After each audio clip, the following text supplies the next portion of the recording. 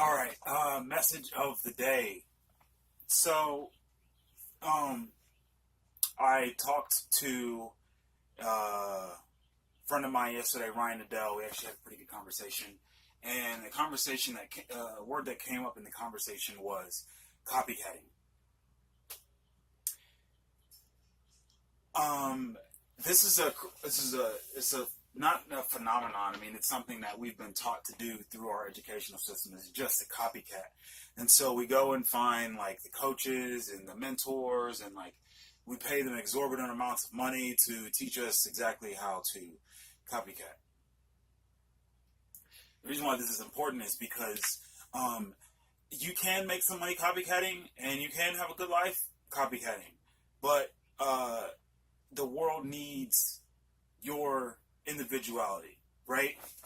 How does this happen? The individuality. And a lot of people struggle with their original individuality because they're not in a good place. So let's say I hung out with wrong people. That's what I do. My lifestyle isn't that great, but I'm individual. Well, the individuality will come out in who I am in that moment. Does that make sense? So what I'm saying is the way to find that individuality. Here's how you know who you are. You can be in the middle of a conversation. And it's the first thought that goes through your head. And it's the thought that we always let go because that thought is way too crazy to let out of our mouth. Most of the time. Until you're in a place where you're ready to share that first thought, right? That first thought is you. That is your individual self, right? Because we always take that first thought and then we refine it. It goes through the refining process, the social norms, the things that we've been taught. We take that original thought, we process it, and then it comes out in a way that we feel others can accept it,